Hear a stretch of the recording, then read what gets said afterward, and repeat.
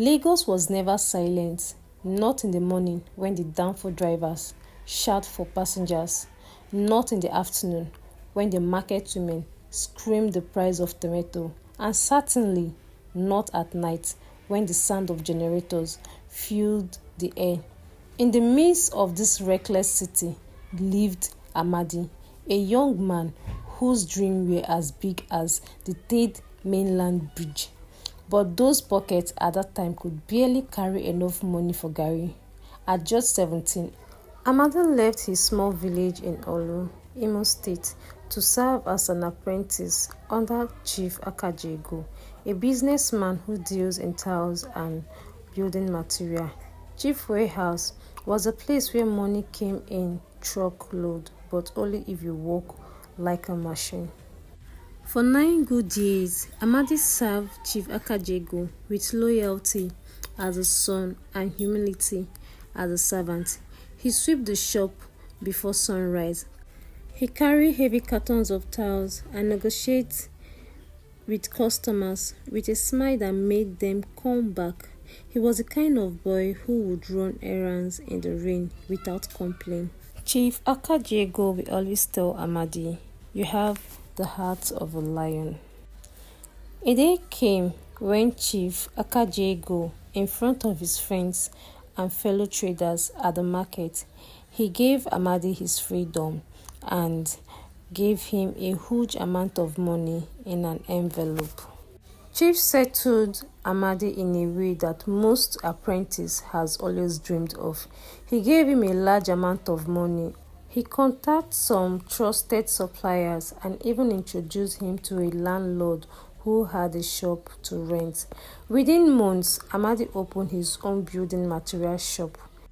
He chose a location far enough from Chief Akajego's plaza to avoid competition with his mentor, but close enough to benefit from the Lagos construction trade. His business bloomed faster than Hamilton's fire. Customers loved him. He had learned Chief Akajego's sharp business sense but mixed with a softer touch. In just 3 years, Amadi expanded to a second shop and had employees of his own, young apprentices who called him Oga. Amadi met Melody at a friend's wedding. She was beautiful in a way that drew quiet stares, not just because of her soft caramel skin or her almond-shaped eyes, but because she carried herself like someone who had seen the roughest wind but still stood tall. Melody was an orphan, adopted by Mr. and Mrs. Ilora from an orphanage home when she was just 6.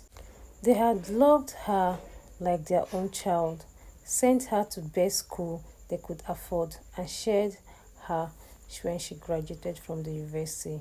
It didn't take long for Amadi to fall for her.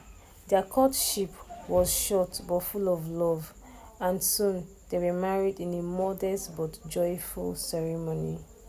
2 years into their marriage, joy gave way to worries. No cry of a baby filled in their home. At first, they told themselves it was God's timing, but as months turned into years, the silence became heavy. They went from hospital to hospital, running every test imaginable.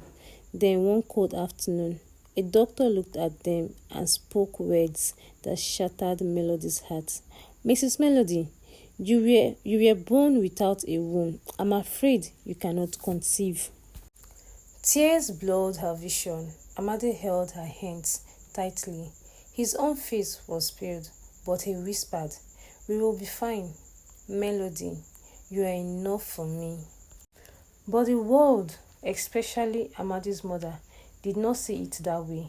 His mother became a shadow in their marriage, making snide remarks and suggesting Amadi to find another woman who can give her grandchildren. In their desperation, they fell into the hands of a herbalist who promised them miracles.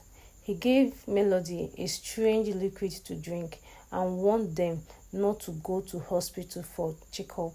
Months passed, nothing happened. Eventually, they realized it was all a scam. Yet, Melody refused to give up. She started visiting prayer houses, fasting for days, crying, begging God for a child.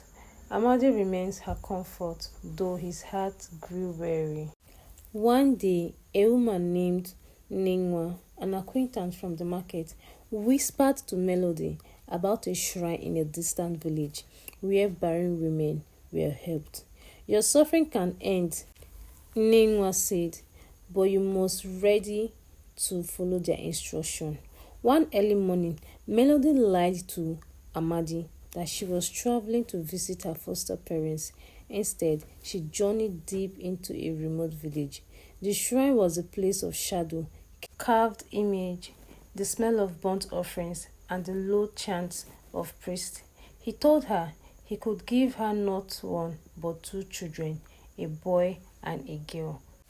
But he warned, when the second child is born, your husband will die. The boy will serve this shrine as a priest, and the girl will be married to this shrine. Melody trembled. The price was terrible, but her longing to be called Mama overweighted her fears. She agreed. Weeks later, she missed her period. The hospital confirmed she was pregnant. Ah, it's a miracle, the doctor smiled.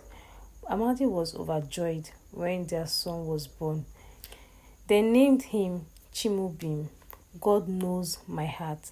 Melody secretly told Amadi she wanted no more children, and he agreed, not knowing the dark reasons. Years passed, and the priest began to appear in Melody's dream, demanding the second child. She resisted until Chimobi fell ill.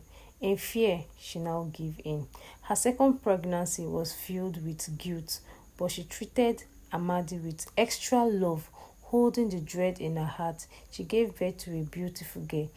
So Chukwuma, only God knows. Days later, Amadi fell ill.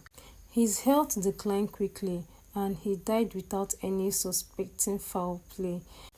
Melody raised her children alone, ensuring they both reached university level, but their destiny were already changed. Chimabi graduated from the university but could not find a stable work. Spiritualists told him his calling was to serve the shrine or he would run mad, but he refused. So Chukwuma, her younger sister, a very tall and beautiful lady, also have her own course with her. She always see a man that comes to her dream to make love to her. The man forbid her from getting married to any man, and any man that stubbornly get married to her will die. A man named Henry, a man of deep faith. They met in a bank. Henry pursued Sochukuma relentlessly until she confessed her dark path. Instead of Henry to run away, he took her hand and said, "What God cannot do does not exist." Henry led Sochukuma into a life of prayer. The spirit husband fought back, trying to destroy Henry's business, but Henry stood firm. Eventually, Henry got married to Sochukuma, and they gave birth to a beautiful daughter. The battle was tough, but God's power broke the chain.